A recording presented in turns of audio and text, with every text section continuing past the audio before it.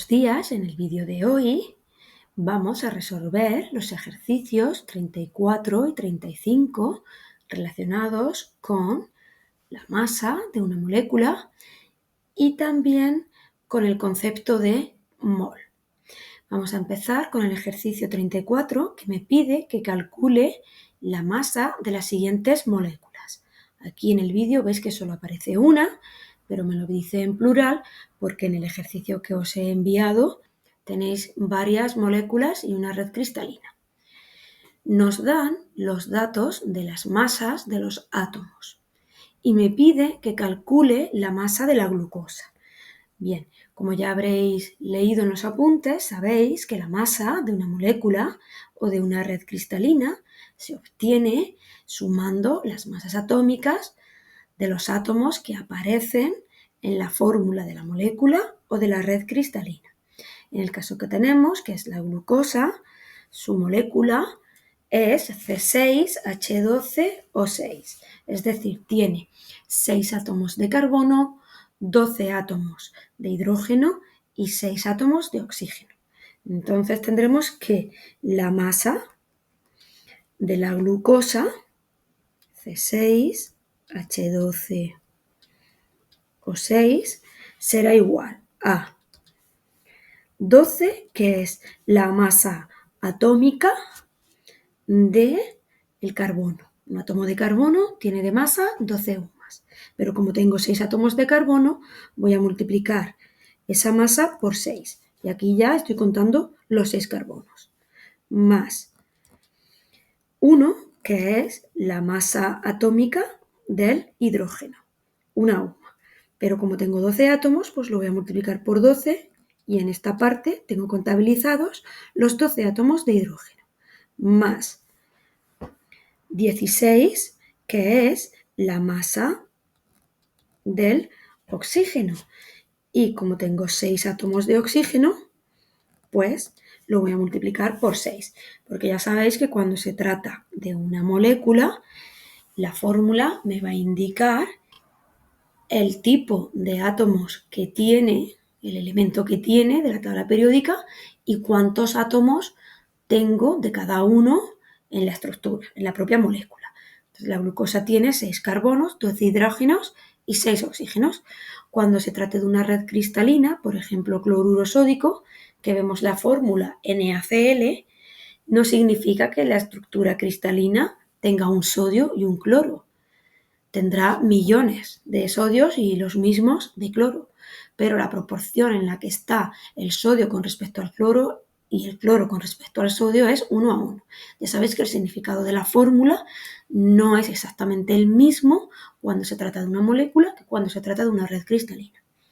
Pero bueno, en este ejercicio solamente me pide que calcule la masa de la molécula. Entonces vamos a realizar las multiplicaciones que van antes que las sumas y 12 por 6 me da 72, más 1 por 12 es 12 y más 16 por 6 da 96. Y si sumamos estas tres cantidades, obtenemos un resultado final de 180 unidades de masa atómica. Una sola molécula de glucosa va a pesar 180 UMAS. Vamos ahora con el ejercicio 35. Me pregunta, ¿cuántas unidades contiene un mol? Bien, si una docena son 12 unidades, es decir, una docena de sillas van a ser 12 sillas, un millar son 1000 unidades, es decir, tengo un millar de sillas, tendré 1000 sillas, un mol contiene 6,023 por 10 elevado a 23 partículas. Este número está en notación científica, pero traduciéndolo a un dato que podamos nosotros entender más de nuestro día a día, serían 602.000 trillones de partículas. Es decir, si yo tengo un mol de sillas, tendré 602.000 trillones de sillas. ¿Para qué puedo yo utilizar este tipo de unidad? Pues se emplea para los átomos y moléculas, ya que son tan pequeñitos que para tener una cantidad apreciable de sustancia tendremos que tener un número de ese tamaño para que yo pueda tener una cantidad apreciable. Otro ejemplo sería, ¿cuántos granos de arena necesito para formar una playa? Pues a lo mejor necesitaría hablar de 602.000 trillones y más, ¿vale? Para que nos hagamos una idea de la utilidad de este número. Vamos a contestar a la pregunta que dice cuántas unidades contiene un mol. Diremos que un mol contiene 6,023 por 10 elevado a 23 partículas. Y estas partículas, en el área de la química, pueden ser átomos, pueden ser moléculas, pueden ser iones. Y pondremos también que esto es 602.000 trillones de partículas. 602.000 aproximadamente millones de partículas. ¿Y por qué se escogió este número en concreto de partículas y no otro? ¿Por qué este tan específico? Bien, porque ese es el número que yo necesito acumular de partículas para que coincida la masa de una sola partícula en UMAS con ese número en concreto en gramos. Vamos a contestar a la pregunta. Se escogió este número de partículas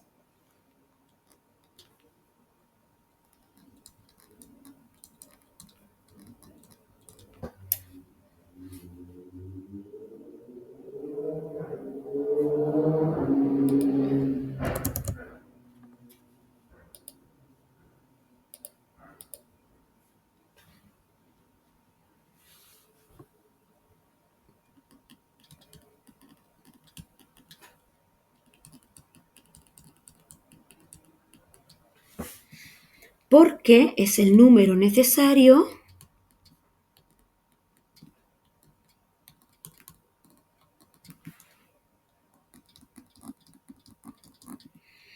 para que coincida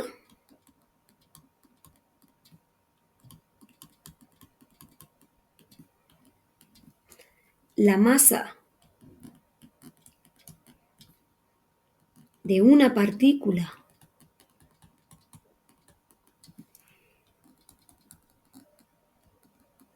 expresada en UMAS con la masa de ese número de partículas o de esa cantidad de partículas expresada en gramos. Viendo los siguientes apartados, vamos a entender esto un poquito mejor, porque me pregunta ahora, ¿cuál es la masa de un átomo de azufre? Bien, pues el átomo de azufre, como tiene 16 protones y 16 neutrones en su núcleo, la masa de ese átomo de azufre va a ser 16 y 16, 32 UMAS, porque cada protón y cada neutrón tiene de masa una UMA.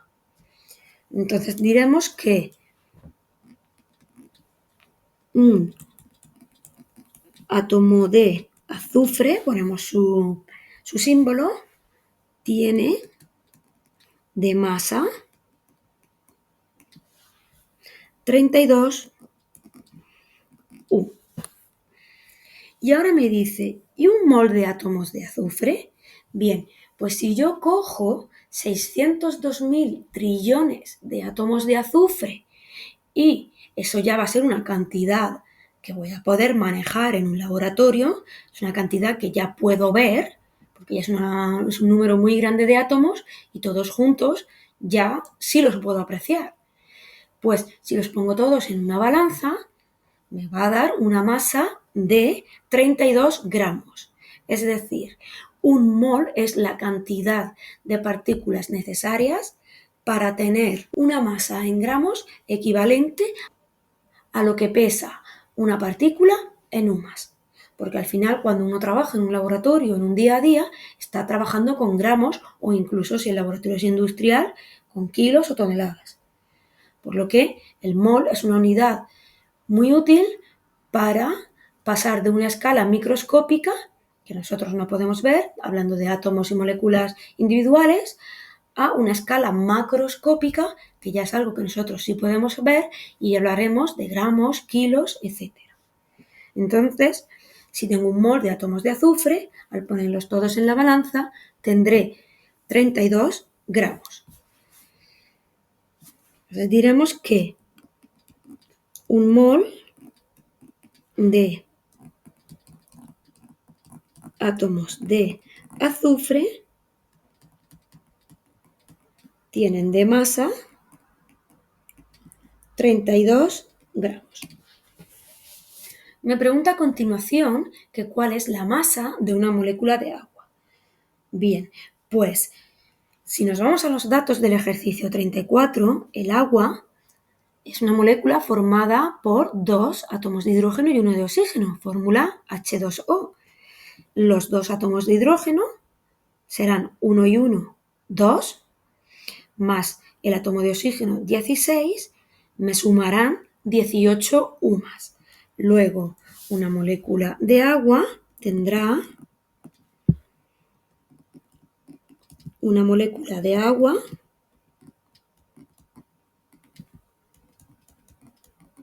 tiene una masa de 18 UMAS. Y me pregunta también cuál es la masa de un mol de moléculas de agua. Pues bien, si yo cojo 602.000 trillones de moléculas de agua y las pongo en un vaso, ese vaso lo subo en una balanza y lo taro, es decir, le voy a restar el peso del vaso, voy a obtener una masa de 18 gramos, porque si junto esa cantidad de moléculas de agua, la masa que van a tener en gramos va a coincidir con la masa de una sola molécula en UMAS. Por lo que diremos que un mol de agua, un mol de moléculas de agua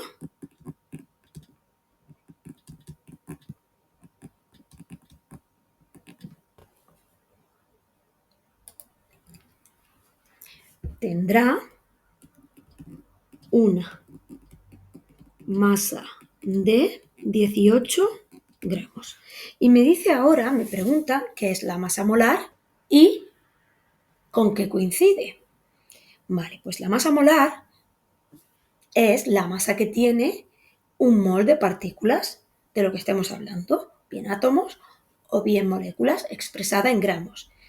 Es lo mismo que hemos estado haciendo en los apartados anteriores. ¿Y con qué va a coincidir? Pues como ya hemos visto, la masa de un mol de partículas va a coincidir en gramos con la masa de una sola partícula expresada en UMAS. Entonces vamos a escribir esto y diremos que la masa molar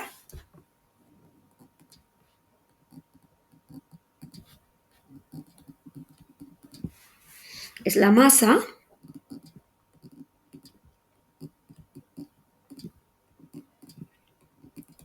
de un mol de partículas.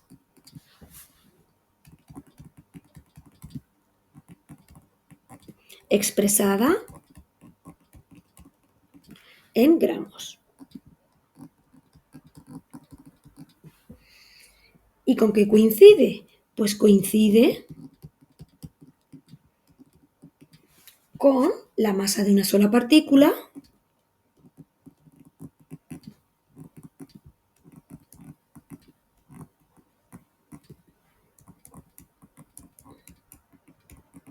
sea átomo o molécula, expresada